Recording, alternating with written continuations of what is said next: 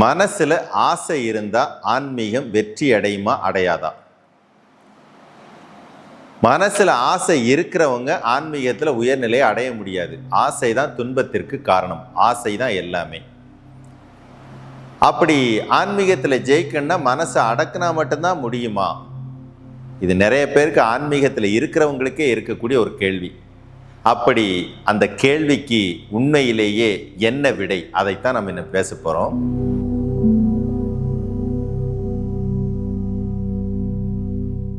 அதுக்கு முன்னால நம்முடைய போகர் சித்தாந்த சபையால் நடத்தக்கூடிய தனஞ்சய தந்திரா உபதேசம் வரக்கூடிய ஆகஸ்ட் 10 பழனியில் நடக்குது. இந்த கர்மக்கணக்கு, ஜாதகத்தினால் கோளாறு, தலையெழுத்து பிரச்சனை இதெல்லாம் மாறி வாழ்க்கையில் நிரந்தரமாக சந்தோஷமாக நிம்மதியாக ஆரோக்கியமாக வாழணும்னு ஆசை இருக்கிறவங்களுக்கு ஒரு ஒன் டே மேஜிக் மாதிரி அப்படி ஒரு அற்புதமான உபதேசம் வரக்கூடிய ஆகஸ்ட் 10 பழனியில் தனஞ்சய தந்திரா உபதேசம் நடக்க இருக்குது. அற்புதமான வாய்ப்பை பயன்படுத்திக்கோங்க. ஆசைப்பட்டா, ஆசை இருந்துச்சுன்னா, ஆசை நம்மகிட்ட இருக்குது அப்படின்னா கடவுளை அடைய முடியாது. ஆசை தான் துன்பத்துக்கு காரணம் அப்படிலாம் நிறைய நமக்கு சொல்லி வச்சிருப்பாங்க. ஒரு வகையில் பார்த்தோம் அப்படின்னா மனிதனும் ஆசையும் பிரிக்கவே முடியாது. இப்போ ஆசையிலே சாதாரணமாக யோசிச்சு பாருங்க. நான் நல்ல வேலைக்கு போகணும்னு நினைக்கிறேன், இந்த ஆசை படணுமா படக்கூடாதா? எனக்கு ஒரு நல்ல குடும்பம் அமையணும், இந்த ஆசை வரணுமா வரக்கூடாதா? இந்த ஆசையினால் நமக்கு என்ன ஆயிடுச்சு, என்ன பிரச்சனை? ஒரு நல்ல குடும்பம் அமையணும், ஆசைப்பட்டா தான் அதெல்லாம் கிடைக்கும். நல்ல வேலை வேணும், நல்ல திருமணம் வேணும், நல்ல சம்பாதிக்கணும், ஆசைப்பட்டா தானே அதெல்லாம் அனுபவிக்க முடியும்.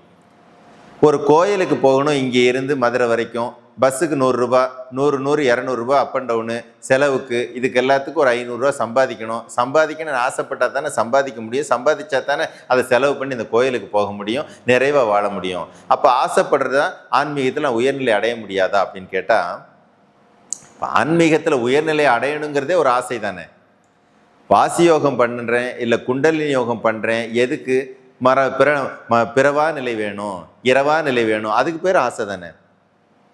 அப்புறம் ஆசை இல்லாமல் எப்படி நீங்கள் இறைவன் அடைய முடியும்? ஆசை இல்லாமல் எப்படி மரணத்தை ஜெயிக்க முடியும்? ஆசை இல்லாமல் எப்படி பிறவா நிலையை பெற முடியும்? யோசிச்சு பாருங்க. ஆசைங்கிறது இருக்கத்தாங்க செய்யும். ஆசையே இல்லாமல் எப்படிங்க? கடவுள் அடையணுங்கிறது ஒரு ஆசை தானே. இனிமேல் நான் பிறக்கக்கூடாதுன்னு நினைக்கிறதுக்கு பேர் ஒரு ஆசை தானே.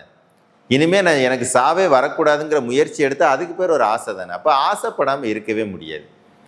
ஆனால் இதை வேற விதமாக யோசிக்கலாம். புலன்களை கட்டுப்படுத்துங்கன்னு சொல்லுவாங்க. ஆன்மீகத்தில் ஜெயிக்கணும்னா அதை எப்படி கட்டுப்படுத்த முடியும்? கண்ணு ஒரு பொருளை பார்த்து முடிச்சுட்டு கண்ணை முன்னோடனே அதே பொருள் திரும்பவும் நினைப்புக்கு வருது. அப்போ புலன்கள் கட்டுப்பட்டுருக்கான்னு பாருங்க, கட்டுப்படலை. புலன்களை கட்டுப்படுத்தலான்னு நினைக்கும் போது தோத்துக்கிட்டே தான் இருப்பீங்க. ஏன்னா புலன்கள் உங்கள் கண்ட்ரோலில் நிற்கவே செய்யாது. நல்ல அதிவேகமாக அடிச்சுட்டு வர்ற ஆறு, அந்த ஆறு அடித்து போய்கிட்டே இருக்குன்னு அதுக்கு ஒரு தடுப்பு மாதிரி வச்சு வேற பக்கம் டைவெர்ட் பண்ணலாம், முடியும். அதை நிறுத்தவெல்லாம் முடியாது. தண்ணி வேகமாக வருது அப்படின்னா இப்படி ஒரு தடை வச்சு இதை டைவெர்ட் பண்ணி வேற ஒரு பக்கத்தில் வேணா விடலாமே ஒழிய அதை எப்படி அதை வர்றதையே நிறுத்த முடியுமா? யோசிச்சு பாருங்க. காத்தடிக்குது, காத்தடிச்சுன்னா ஒரு சுவர் கட்டி காற்றை தடுத்து நிறுத்தி வேற ஒரு பக்கத்தில் மாற்றி விட்டுருக்கீங்களே ஒழிய சுவரை கட்டினோடனே காத்தையே நிறுத்தலை. நீங்கள் புலன்களை கட்டுப்படுத்தவெல்லாம் முடியாது, டைவெர்ட் பண்ணி விடலாம். மனுஷனுக்கு 2 விதத்தில் தான் புலன்களுக்கு வேலையே. மனுஷனுக்கு எப்படின்னா, ஒன்று வெளி உலகத்தோட பகர்முகம்னு சொல்லுவாங்க, இன்னொன்று உள்முகமா அந்தர்முகம்னு சொல்லுவாங்க. இந்த புலன்களை டைவெர்ட் பண்ணுற இடத்துல உங்களுக்கு அறிவு இருந்தால் போதும், அவ்வளோதான்.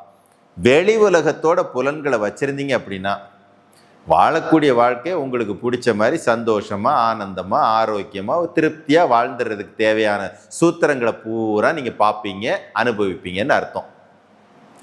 ஆனால் புலன்களை கட்டுப்படுத்தலாம்னு நினச்சதுக்கு அப்புறம் தான் நீங்கள் பார்த்தது கேட்டதெல்லாம் கண்ணை முன்னோன்னு நினைவுக்கெல்லாம் கூட வரும். கட்டுப்படுத்த முடியாது. அப்போ என்ன பண்ணலாம்? கண்ணை இனிமேல் நீ முன்னால் பார்க்காத, திரும்பி அப்படியே உள்ளே போய் வேற ஒன்றை பாருன்னு டைவெர்ட் பண்ணி விட்டுறது. காதை இனிமேல் நீ வெளியில எல்லாம் கேட்காத, அதுக்கு பதிலாக நீ உள்ளே போய் வேற ஏதாவது கேளுன்னு உள்ளே திருப்பி விட்டுறது. இப்படி புலன்களை அப்படி உள்ளே திருப்பி விட்டுட்டீங்க அப்படின்னா ஆன்மீகம் என்று சொல்லக்கூடிய நம் பிறப்பிற்கான நோக்கத்திற்கான தேடல் நிறைவடையும் அர்த்தம். இப்போவுமே வார்த்தையை புரிஞ்சுக்கோங்க.